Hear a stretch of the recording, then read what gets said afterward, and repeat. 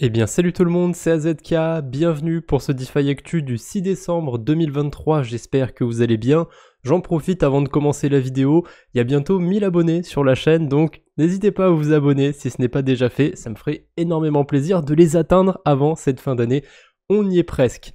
Bref, la première news du jour, c'est TimeSwap qui nous tease un truc autour de leur token. Alors, à mon avis, ils essayent de surfer un petit peu sur la hype de GTA 6 parce que ça m'étonnerait qu'il y ait un quelconque partenariat entre GTA et TimeSwap. Mais ce qu'on peut voir sur le post, c'est qu'on a une date, on a le token time.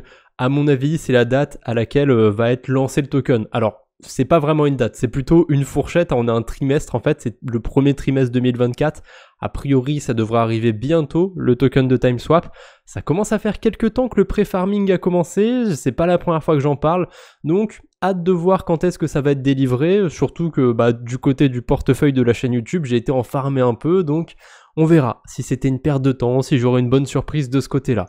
Un autre truc qui essaye de surfer un petit peu sur la hype de GTA 6, c'est Portalcoin. Alors, c'est un petit peu indirectement, mais honnêtement, je vois pas ça autrement. Pour moi, ils essayent clairement de surfer sur la hype de GTA 6 parce que Portalcoin, derrière, il y a plusieurs conseillers au niveau du projet et ils mettent en avant un des conseillers, comme par hasard celui qui a cofondé Rockstar, qui a travaillé chez Rockstar, etc. Alors, il y a quand même un truc à savoir par rapport à Jamie King, c'est qu'il a quitté Rockstar en 2006.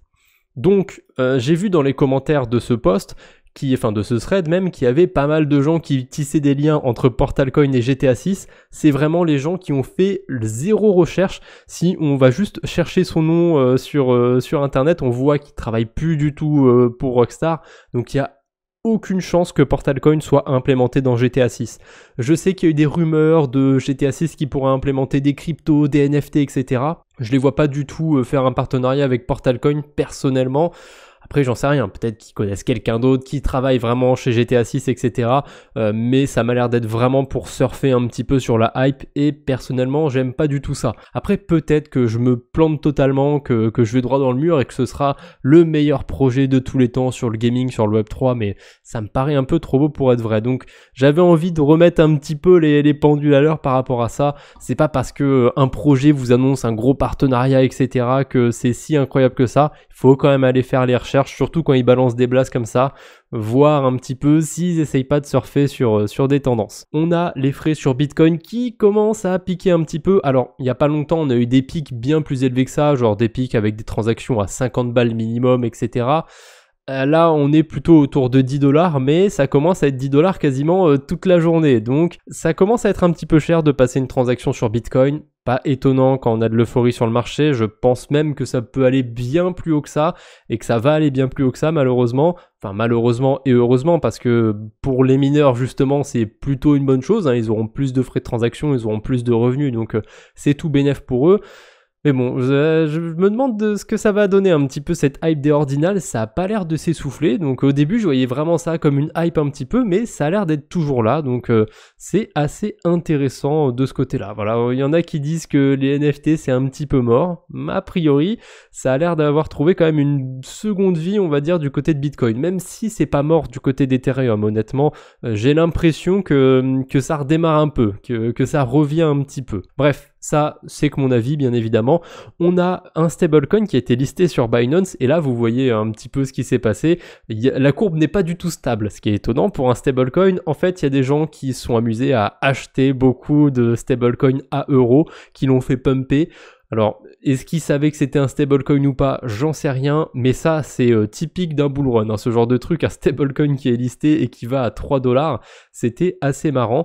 Et du coup, il y avait une paire avec Bitcoin, je pense que ça, c'est encore plus drôle, puisque en l'espace de quelques heures, Bitcoin, il est allé à quasiment 70 000 €, et juste après, il est allé à 8 000 €. Bon, bien évidemment, il y a personne qui a vendu à ce prix-là, et il y a quasiment personne qui en a acheté à 8 000 aussi, mais c'était assez rigolo de voir ces fluctuations comme ça autour d'un stablecoin. En parlant de stablecoin euro, on a aussi celui de Société Générale qui va être listé sur Bitstamp. Ça, je trouve que c'est cool. Alors, je m'éloigne de plus en plus de la finance centralisée et j'ai pas de compte sur Bitstamp, mais c'est quand même bien de voir qu'un acteur comme Société Générale qui ont lancé un stablecoin et tout, ils se contentent pas de faire des services pour les institutionnels et ils essaient quand même d'aller un petit peu vers le grand public, littéralement, puisqu'ils vont se faire lister sur un exchange. Après, on va voir ce que ça va donner, si ça va être très utilisé, etc. Je pense que dans un premier temps, ce sera vraiment très marginal les cas d'utilisation.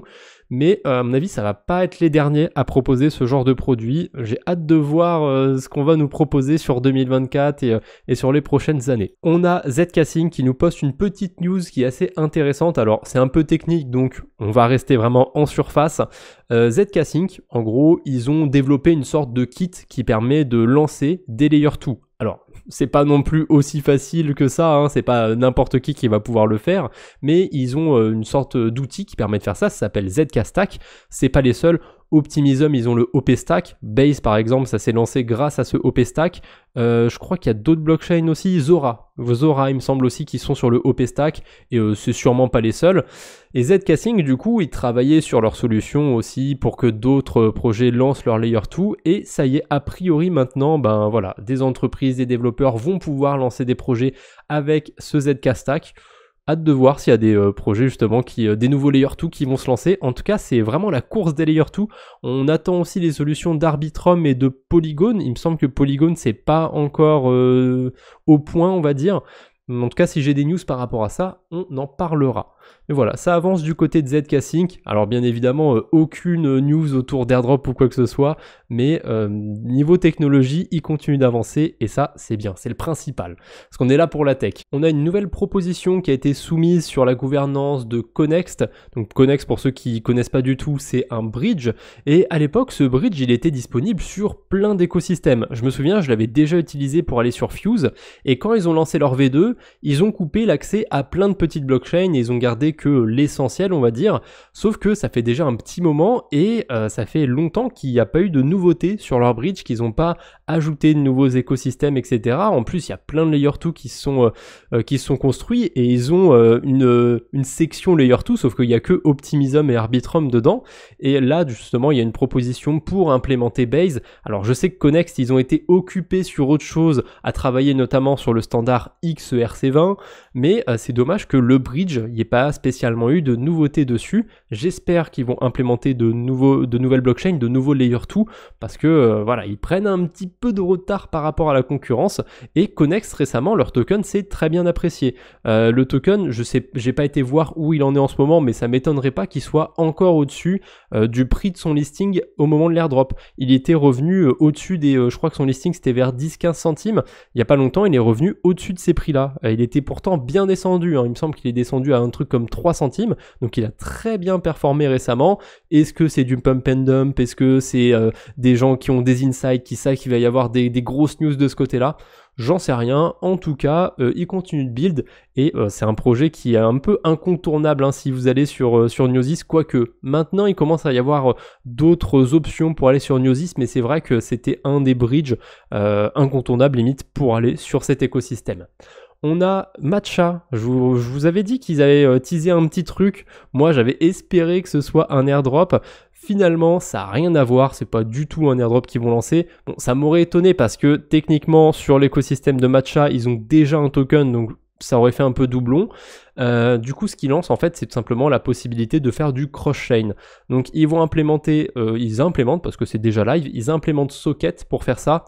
Donc, si vous avez déjà utilisé Bungee Exchange pour faire du bridge, ça va être exactement la même chose sur Matcha, puisque c'est la même technologie, en fait, qui est implémentée. Donc, si vous utilisez Matcha, si vous utilisez Bungee, vous aurez a priori le même résultat. Ça utilise Socket, et pour le coup, Socket, eux, ils n'ont pas de token, ils ont fait des levées de fonds, etc. Donc de ce côté-là, on peut quand même faire le petit rapprochement avec l'airdrop, on peut quand même essayer de gratter quelque chose, je pense. J'ai une petite news du côté de Multiverse X, c'est pas un écosystème que je suis plus que ça, mais il y a le protocole Atom avec un H, hein, à pas confondre du coup avec la blockchain Cosmos. Donc c'est un protocole de lending qui va délister le BUSD. Le BUSD, si je dis pas de bêtises, Binance, enfin Paxos, la boîte qui gère le BUSD, ils ont plus le droit d'émettre de nouveaux BUSD en 2024.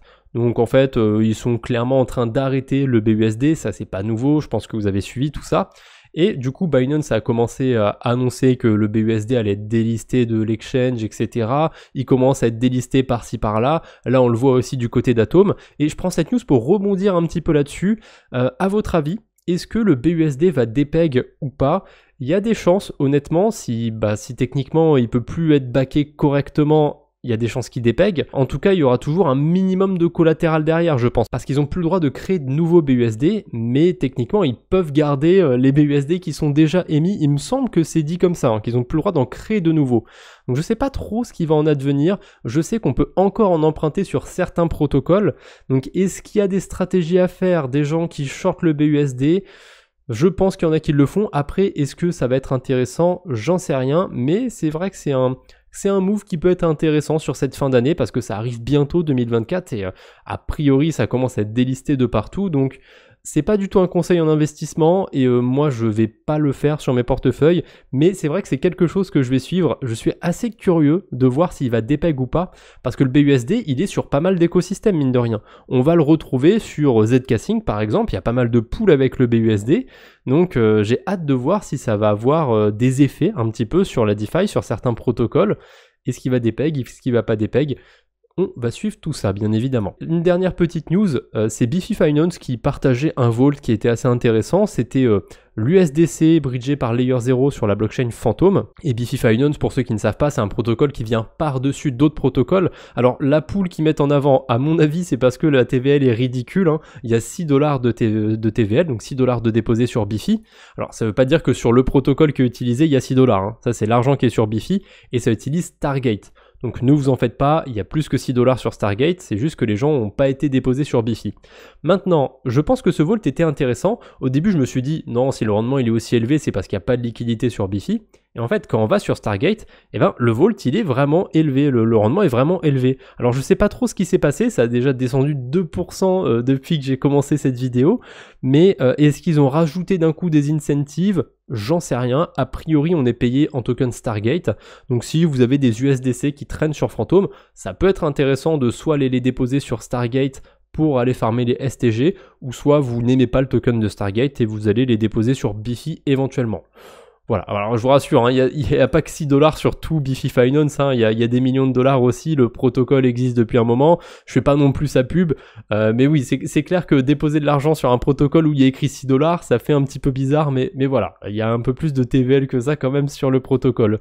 En tout cas, voilà, en ce moment je suis dans ma recherche de rendement, de stratégie sympathique en dehors des Layer 2, parce que ça commence à me saouler un petit peu de regarder quand passer mes transactions, et là je me suis dit que c'était la bonne occasion. J'ai vu un truc sur Phantom, je me suis dit que c'était bien pour clôturer un peu cette vidéo. Voilà, c'est tout ce que j'avais pour aujourd'hui. N'hésitez pas, encore une fois, à vous abonner si ce n'est pas déjà fait, à liker la vidéo si ça vous a plu. On se retrouve bientôt, j'espère. D'ici là, portez-vous bien. Salut tout le monde!